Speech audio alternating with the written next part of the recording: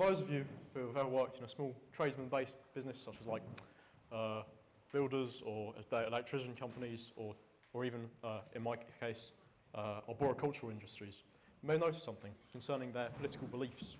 That's they're pretty right-wing, yeah, and they're pretty reactionary in terms of both economics and social terms. My mate, and for reference, all the following stuff comes from mostly personal and anecdotal experience inside the arboricultural industry. So, you know, take it with a small grain of salt.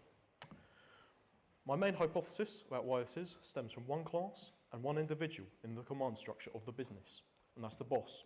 They, along with other factors, are to blame for workers in small trades, in tradesman businesses, to often turn to conservatism and fascism. Now, we need to talk about why this is, and that is often due to the interpersonal relationship between the boss and his worker. They're often good friends, so this can cause for the views of the boss to often be rubbed off onto the employee. The reason why I believe this happens is firstly due to respect of the workers onto the boss. For example, in a study run by QuickBooks, it was found out that 42% of employees in the UK wish to own their own business. However, this drops to around 25% when done with workers in small businesses.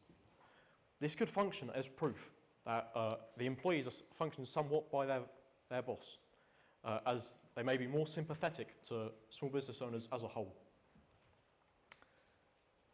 and their values. To understand why this matters, we're going to get a bit controversial. We must identify what small business owners did and still do stand for to this day.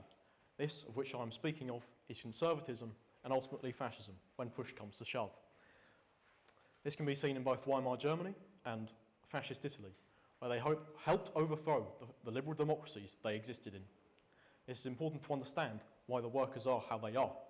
However, this is not to underestimate other factors such as income, upbringing, and education. They would be extremely foolish to ignore. Another important factor that could also affect the workers' views could be the general work culture in those companies. For example, due to the ability of workers to be considered self-employed, it allows them to avoid taxes, but it's effectively a zero-hour contract as well. So this leads to lower appreciation of trade unions and workers' rights in general, causing them to align with more laissez-faire and laissez-faire economic policy and eventually social policy. So what's the message? The takeaway from the TED Talk exactly. Firstly, I don't mean to stereotype and generalise against workmates and friends. Obviously, this isn't entirely. It's not entirely 100%. But yeah, but as ultimately misled by those who wish to manipulate them for their own for economic gain. Lastly, to finish off the TED Talk, I want to motivate workers, specifically workers in small tradesman businesses, to fight for fairer wages and holidays, and to change their attitudes so they are not so easily manipulated by pointless culture wars that only exist to distract them for unfair wages and poor conditions. Thank you for your time.